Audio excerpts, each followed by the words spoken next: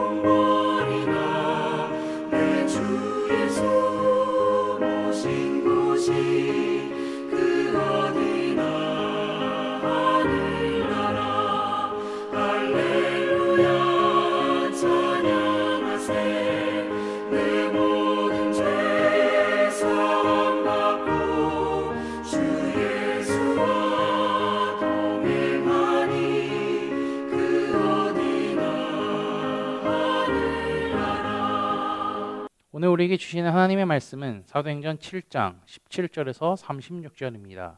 그중 30에서 36절만 제가 봉독해 드리도록 하겠습니다.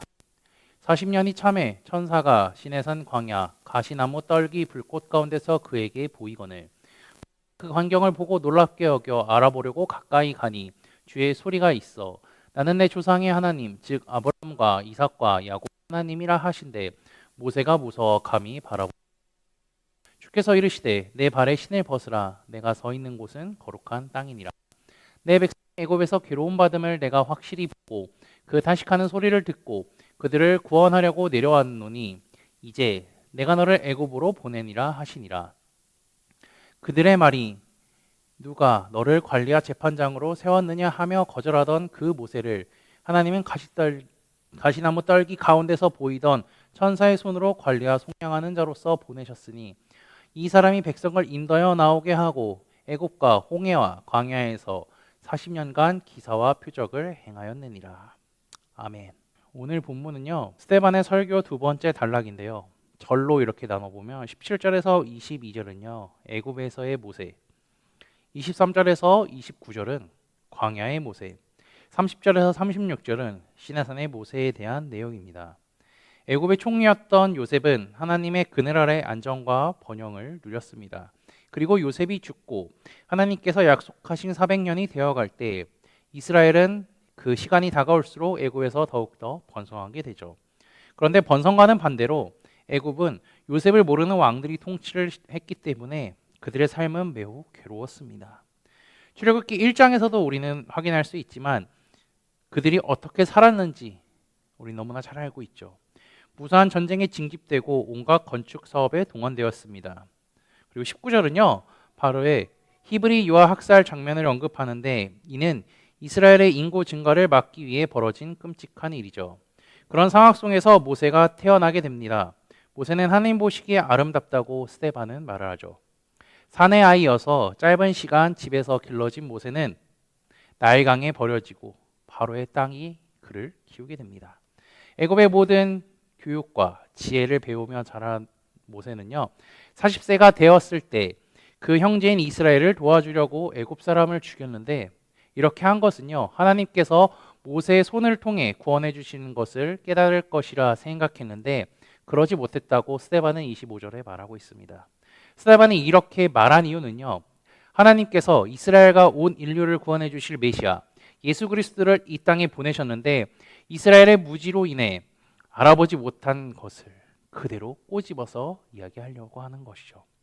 어쨌든 이튿날 모세가 이스라엘 사람들끼리 싸우는 것을 보고 중재하려고 하자 그중 하나가 모세의 개입을 적극적으로 거부하며 자신들을 그를 관리나 재판장으로 세우지 않았다라고 하죠. 그는 애굽 사람을 죽인 것처럼 자신도 죽이려고 하냐며 전날의 일을 폭로해 버립니다. 하나님이 구원을 위해 세우신 자를 스스로 거부하는 이스라엘의 완악함을 그대로 보여주고 있는 것과 같죠. 어제 말씀에서는 하나님의 신실함을 보았고요. 오늘 말씀에서는 이스라엘의 무지와 완악함을 우리는 확인할 수가 있습니다. 완악한 자가 모세를 밀쳐냈듯이 그 말 한마디가 모세를 애굽에서 광야로 밀쳐내 버립니다. 당시에 애굽 왕자가 사람 하나 죽이는 것은요, 아무런 문제가 되지 않았는데 히브리인이 애굽인을 죽였다는 것은요, 전혀 다른 문제이기 때문이죠.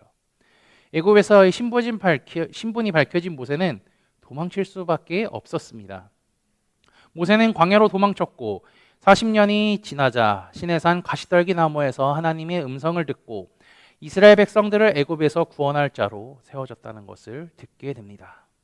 그리고 하나님께서는 모세로 하여금 신발을 벗으라고 하죠. 이것은요, 이전의 것을 버리고 하나님께서 신겨주실 사명의 신발을 신기 위함입니다. 40년 주기로 큰일을 겪은 모세는요, 자신이 태어난 애굽에서 떠났다가 이제는 다시 돌아오게 됩니다. 애굽으로 돌아온 그는 구원자로서 이스라엘 백성들을 애굽에서 구원해 하나님께서 약속하신 가나안 땅으로 들어가게 하는 역할을 하게 되죠. 모세를 보면요, 하나님의 때가 존재했다는 것을 우리는 알 수 있습니다. 저 40년이 지난 모세는 자신의 힘과 능력으로 형제인 이스라엘을 구원하려고 했지만 실패했습니다. 그러나 두 번째 40년이 지나고 나서 모세는요, 자신의 힘과 능력이 아닌 오직 하나님께서 주시는 힘과 능력으로 형제들을 구원할 수 있음을 깨닫게 됩니다. 이처럼 하나님의 때는 존재합니다. 다만 우리의 머릿속으로는 예측을 할 수 없을 뿐이죠. 그럼에도 알 수 있는 사실은 내가 아무것도 할 수 없음을 인정하고 주님 앞에 내 자신을 내려놓을 때 하나님께서 일하신다는 것을 우리는 알 수 있습니다. 하나님께서는요, 우리가 자신의 힘과 능력을 가지고 살기 원치 않으십니다. 자신의 힘과 능력을 가지고 사는 사람들은요, 교만하고요, 자기 마음대로 살고요, 하나님의 말씀을 멀리하며 살아갑니다. 심각한 사람은 하나님의 말씀을 부정할지도 모릅니다. 하나님이 원하시는 것은요, 나의 뜻이 아닌 하나님의 뜻대로 살아가기를 원하신다는 거죠. 오늘 말씀을 기억하며 내 마음대로 살아가는 것이 아닌 하나님의 말씀대로 살아가는 우리 코너스톤 공동체가 되시기를 주님의 이름으로 축복합니다. 다 함께 찬송가 88장 찬양하시겠습니다.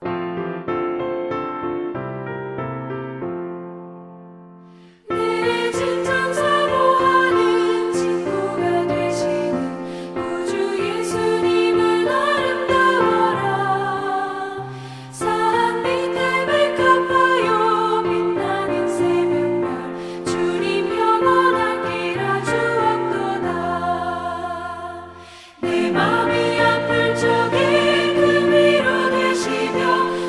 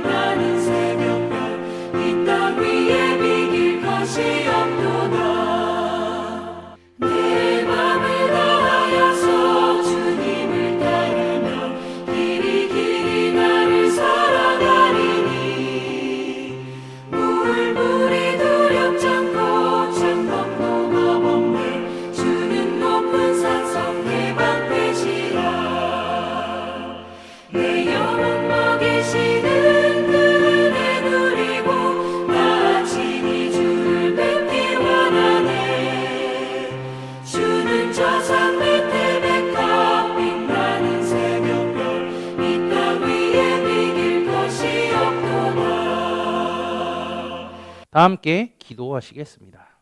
하나님 아버지, 오늘 하루도 예배로 시작할 수 있게 하심에 감사합니다.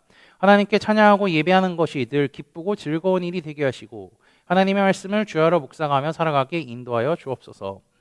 지난주의 말씀을 기억하며 기도합니다. 우리에게 필요한 것을 채워주시는 하나님께 감사하며 살아가게 하시고 나에게 주신 것을 형제 자매와 나누는 삶을 살게 하옵소서. 그리고 각자에게 주신 성령의 은사를 가지고 살아갈 때에 하나님의 살아계심을 인정하며 살아가게 하옵소서. 하나님께서 우리에게 믿음의 공동체를 주셨으니 그 공동체 안에서 서로를 사랑하고 위로하고 나누며 살게 인도하여 주옵소서. 우리의 삶을 살아갈 때 내 힘과 능력으로 살아가는 것이 아니라 하나님의 말씀에 순종하고 하나님께 엎드려서 하나님의 뜻에 맞게 살아가게 인도하여 주옵소서. 주님보다 내 생각과 계획이 앞서지 않게 하시고 겸손히 하나님을 신뢰하게 하옵소서. 우리의 목자 되신 예수 그리스도의 이름으로 기도드립니다. 아멘. 이 시간 합심으로 기도할 제목들을 나눕니다. 먼저 깨어있는 신앙과 하나님 나라를 사모하고 주님의 다시 오심을 기다리며 살아갈 수 있도록 기도하시고 우리 코너스톤 교회가 진리 위에 든든히 서갈 수 있도록 기도해 주시기 바랍니다. 그리고 지난주일 들었던 말씀을 기억하며 기도하시고 교회를 이끌어 가시는 담임 목사님과 사역자들을 위해 우리 소그룹원들을 위해서 우리 가족들을 위해서 각자가 가지고 계신 기도의 제목들을 놓고 기도하시기를 바라며 오늘도 주 안에서 승리하십시오.